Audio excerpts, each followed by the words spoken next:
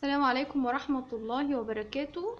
مشاهدي قناة فكرة لبكرة، معاكم سارة، وزي ما وعدتكم اني اجيب لكم كل حاجة وكل معلومة مفيدة تستفيدوا بيها معايا.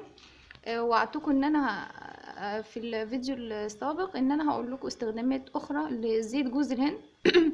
ووصفتنا النهاردة او فكرتنا النهاردة عن ازاي ارطب شعري بطريقة صحية ومفيدة من غير ما اضر ليا والبنوتي والزوجي برضو. يعني ازاي ارطب شعري بطريقة صحية. احنا عارفين طبعا لما اجي اسرح شعري او اسرح شعر بنوتي بيكون ناشف، مش شرط ان انا اكون غسلاه.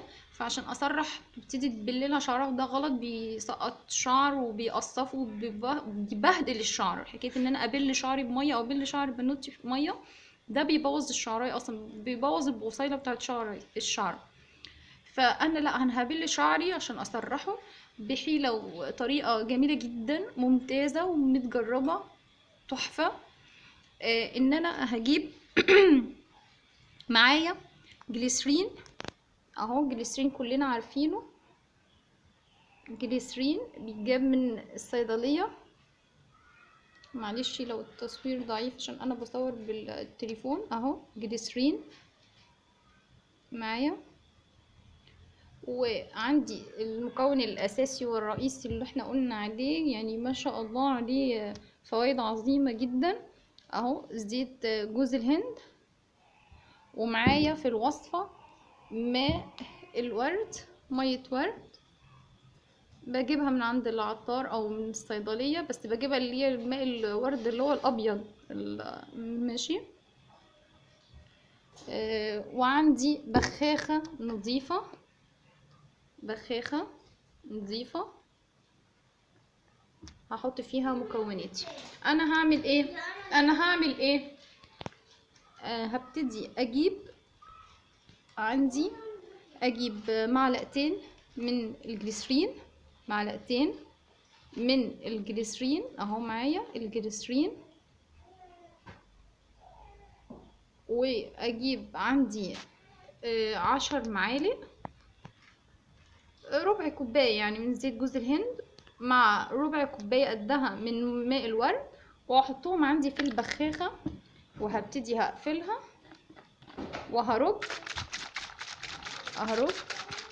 انا طبعا حاطه كميه قليله بس عشان وقتي يسمح لكم. اهو هرج، هتكون كده. وهبتدي ارش على الشعر قبل ما اسرحه.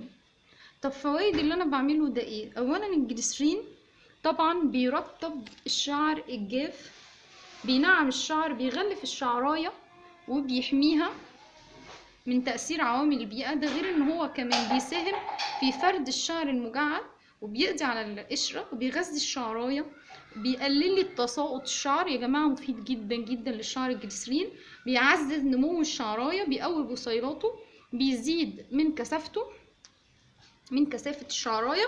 ده غير فوائد ماء الورد للشعر. طبعا فوائد ماء الورد لا تعد ولا تحصى. ان هي طبعا بتقوي لي جذور الشعر، بالتالي ان هو بيحافظ لي على عدم تساقط شعري، بيساعد في نمو الشعر، الشعريه بتطلع اسرع. ده غير ماء الورد بيقضي يا جماعه على قشره الراس، بيقلل من التهابات فروه الراس، بيعالج لي التقصف. ده غير طبعا احنا قلنا في الفيديو السابق فوائد زيت جوز الهند في نعومة الشعر ولمعانه وكغذاء، وفيتامين اي اللي موجود، فيتامين اي اللي موجود في زيت جوز الهند ده. يبقى انا هعمل كده سبراي شعري، ارش بيه شعري يوميا. كده انا استفدت ايه؟ اولا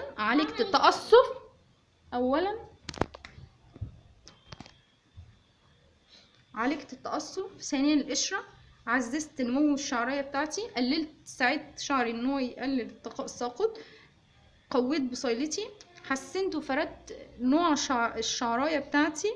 وطبعا يا جماعة ان الخلطة اللي احنا عاملينها دي بتساعد في فرد الشعر المجعد.